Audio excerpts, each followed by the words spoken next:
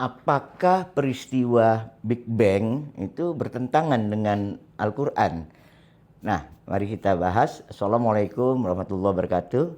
Alhamdulillah sekarang kita sudah sampai pada episode ke-167. Nah, berdasarkan surat Al-Anbiya ayat 30, ya kan, di sana sebelum ada langit dan bumi yang kita tinggali sekarang, itu sudah ada terbentuk yang namanya langit dan bumi pada ruang prapenciptaan. Nah, ruang ini kan kita sebut ruang penciptaan ya.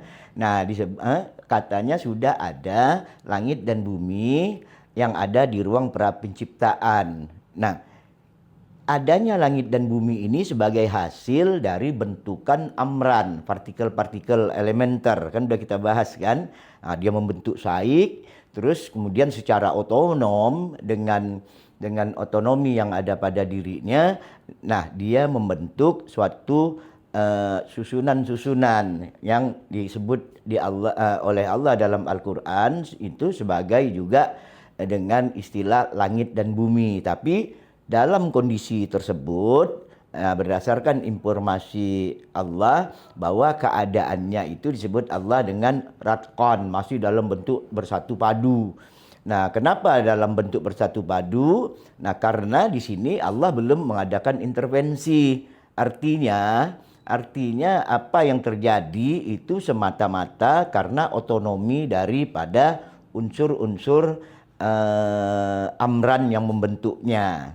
Nah, sepanjang yang dapat kita pahami ya sampai hari ini, itu kata ratqan yang terbentuk daripada huruf ra, ta dan qaf ini merujuk pada makna adanya penyatuan atau menyatukan dua entitas atau lebih. Nah, dua entitas atau lebih ini dia terpisah. Terus dia ada unsur yang menyatukannya dalam bentuk bisa menyambung atau merekat daripada unsur-unsur tersebut. Nah, tahu supaya mudah contohnya lah ibarat potongan-potongan kain yang terpisah-pisah itu kan.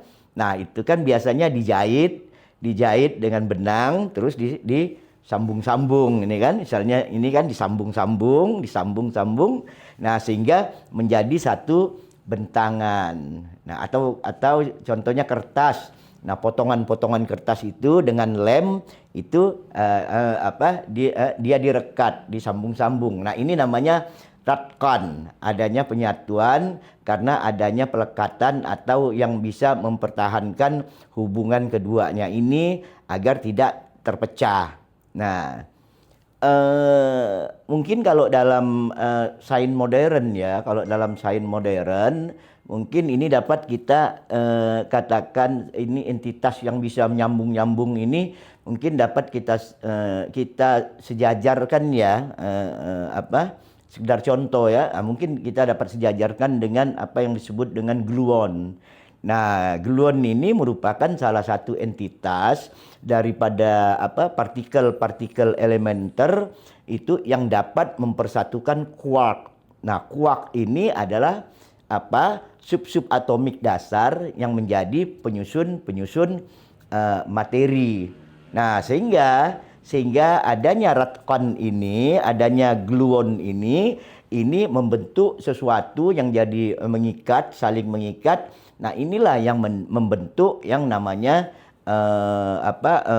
menggabungkan proton dan neutron. Nah, dari sinilah segala sesuatu muncul, berkembang. Nah, dari proses inilah terbentuknya langit dan bumi yang lama yang disebutkan Allah di dalam Al-Anbiya ayat 30. Nah, yang disebut masih dalam keadaan ratqan. Nah, dalam keadaan ratqan inilah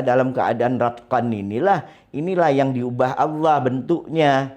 Nah, sesuai dengan Al-Baqarah ayat 117. Badi'us samawati wal ardh, kan Allah membuat bentuk baru. Kenapa bentuk baru? Karena bentuk yang lama ini Ya karena dia bertindak atas otonominya sendiri, tidak ada intervensi dari Tuhan, berarti kan bentuknya kan bisa apa ya? Bisa tidak stabil, bisa mengandung cacat-cacat, bisa tidak apa?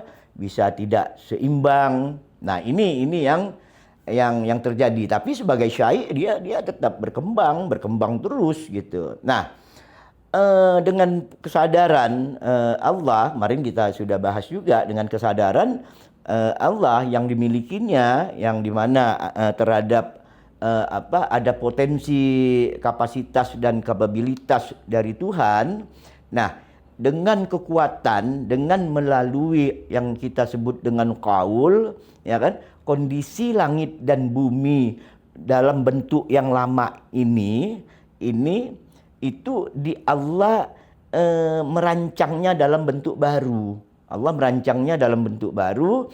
Sebelumnya itu Allah menetapkan hukum-hukum pada pada materi-materi yang ada yang disebut dengan amran. Nah, disinilah Allah mengatakan badi'us samawati wal ar fa iza qada amran. Nah, jadi Allah membuat bentuk baru dari bumi ini. Nah, melalui sebelumnya ditetapkanlah hukum-hukumnya terhadap amran, yaitu partikel-partikel elementer sebagai yang membentuk materi. Nah, Kemudian Tuhan melakukan pemisahan. Nah, setelah dibentuk hukum-hukumnya kan. Nah, Tuhan melakukan pemisahan. Sebagai apa? Sebagai tindakan awal daripada rencana desain yang akan dibuat oleh Allah. Atau rencana desain yang sudah ditetapkan oleh Tuhan. Nah, tindakan inilah yang di dalam Al-Quran disebut dengan istilah fataqah. Nah, sebagaimana yang diinformasikan Allah di dalam surat Al-Anbiya ayat 30. Nah, di sana Allah kan mengatakan awalam yaral ladzina kafaru annas samawati kanatar ratqan. Nah, jadi di sana Allah katakan kanata ratqan. Terus fafataqnahuma. Nah, kemudian kami fataka. Ya, diterjemahkan sebagai perpisahan kan. Kami fataka keduanya gitu. Nah, ini yang disampaikan oleh Tuhan di surah Al-Anbiya ayat 30. Nah, jadi Allah melakukan tanda kutip fataka terhadap langit dan bumi yang ada yang lama. Jadi fataka. Nah, kata fataka ini dari ayat yang tadi saya sebut ini berasal dari huruf fa, ta, dan qaf yang merujuk pada makna memisahkan, makna melepas atau membuka arti awalnya arti awal dari kata fataka ini memisahkan, melepaskan atau membuka jahitan pada kain. Nah, kain itu kan dijahit tuh sehingga nyambung tuh kan. Nah, ini dibuka. Ini namanya fataka gitu. Nah, kata ini juga kalau kita lihat ini bermakna artinya dia dalam bentuk tercerai-berai.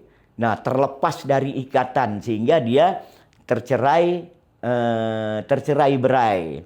Nah, makna lain juga dari fataka yang biasa digunakan di dalam hubungan antar manusia itu merujuk pada makna adanya perpecahan atau pertikaian yang terjadi di antara manusia sehingga dia terpecah belah. Nah, ini makna lain daripada fataka. Nah, ada juga makna yang lebih biasa digunakan. Fataka itu dia merujuk pada suatu keadaan yang mengembang. Nah, ini disebut fataka juga. Nah, oleh sebab itu orang sakit hernia, sakit burut kata orang kampung itu. Nah, itu kan disebut juga dengan fataka. Nah, orang sakit burut yang mengembang, alat kelaminnya membesar itu kan.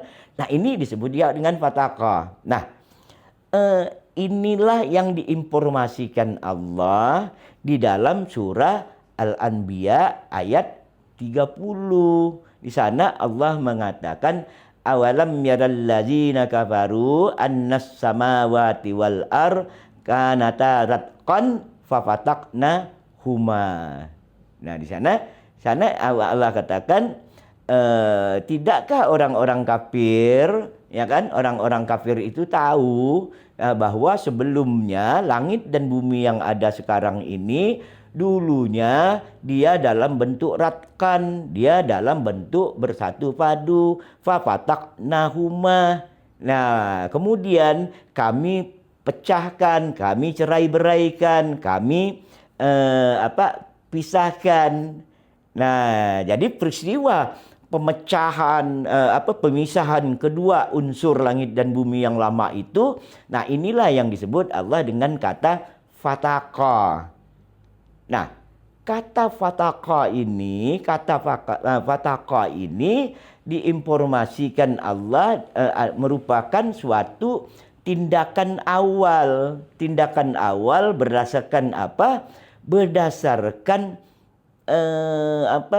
Berdasarkan kaul daripada Allah. Nah, inilah yang dimaksud Allah dengan yaqulu lahu kun. Nah, jadi yaqulu lahu kun.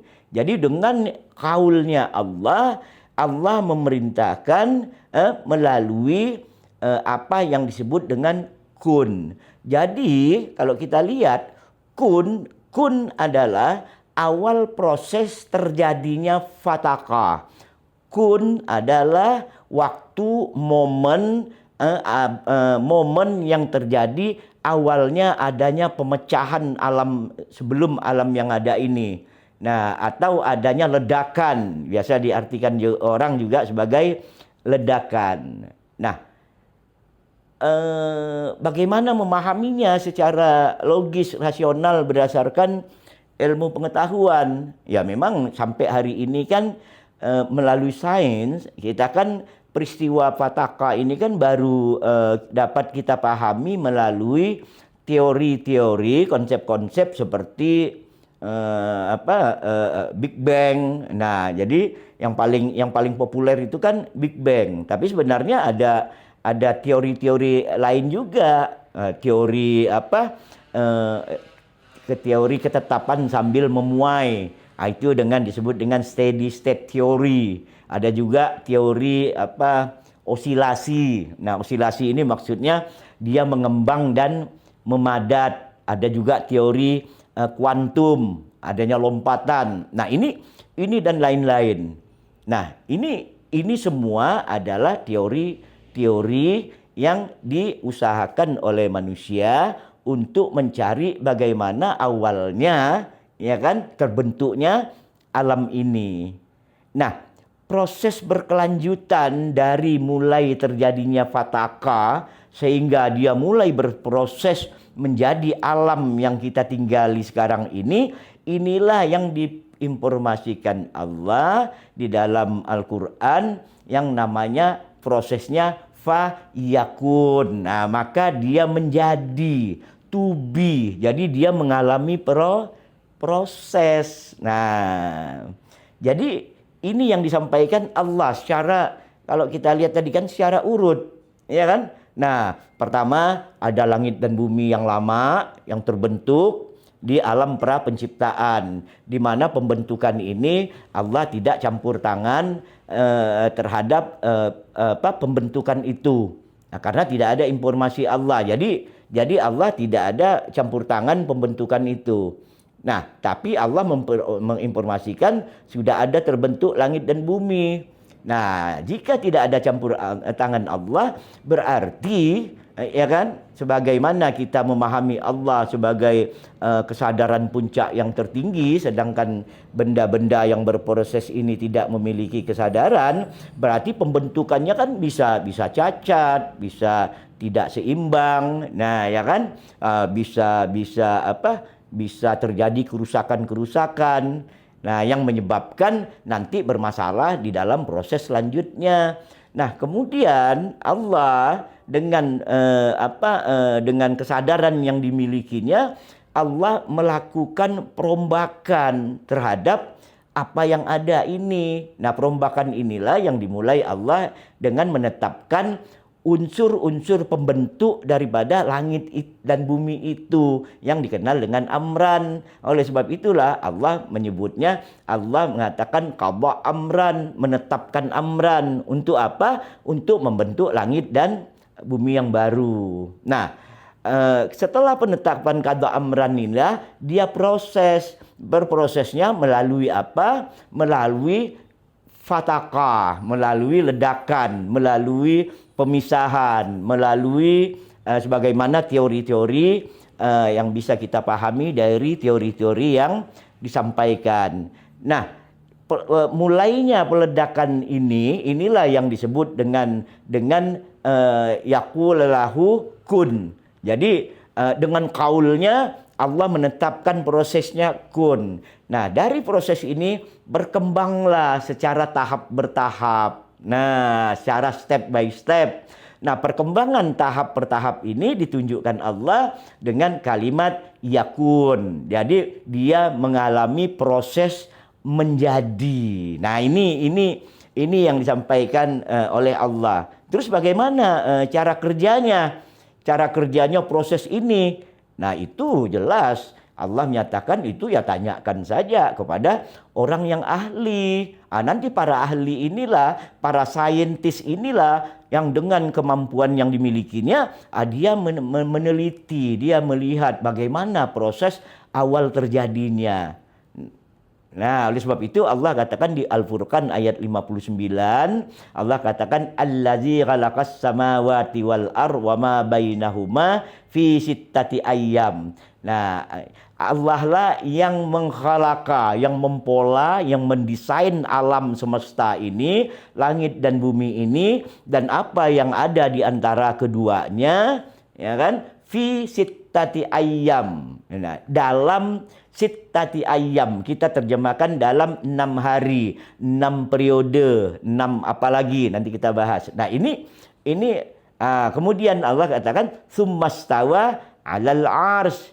Nah, ars sudah kita bahas kan. Terus dikatakan ayatnya Ar-Rahman. Nah, itulah Ar-Rahman, proses-proses yang kita katakan tadi dari awal tanda kutip Big Bang tadi terus menjadi alam ini. Itu namanya di dalam Al-Qur'an proses Ar-Rahman. Nah, kalau gitu siapa Ar-Rahman itu? Apa Ar-Rahman itu? Nah, ayatnya terakhir dilanjutkanlah di Al-Furqan ayat 59 itu dikatakan fas'al bihi khabira. Tanyakanlah kepada pakarnya, tanyakanlah kepada ahlinya. Nah, jadi hukum-hukum yang ada di alam semesta ini adalah hukum-hukum Ar-Rahman. Jadi kalau kita tidak tahu, ya kita tanya pada ahlinya. Nah, kita gunakanlah hasil-hasil daripada penemuan-penemuan ahli itu untuk lebih memahami Al-Quran. Nah, makanya pernah saya katakan bahwa sebenarnya Al-Quran dan alam semesta ini keduanya adalah pernyataan Allah, pernyataan Tuhan. Artinya apa? Al-Quran dapat menjelaskan alam, alam pun dapat menjelaskan Al-Quran. Dia sama-sama prosesnya melalui Al-Haq. Nah, oleh sebab itu ada orang yang menerjemahkan alam-alam nyata ini dengan hal-hal sekaligus yang bertentangan, ataupun orang-orang yang memahami Al-Quran dengan bertentangan dengan alam. Nah, itu mungkin harus kita pikirkan kembali. Nah, sekarang tadi saya katakan alam semesta ini dibentuk fi sittati ayyam, dalam 6 hari, 6 periode. Nah, untuk melihat lebih lanjut apakah ayam, ini jamaknya ya kan, yaum tunggalnya, apakah arti dan makna yaum atau ayam ini dalam penggunaannya dalam Al-Quran. Nah, nanti akan kita bahas di episode ke 168.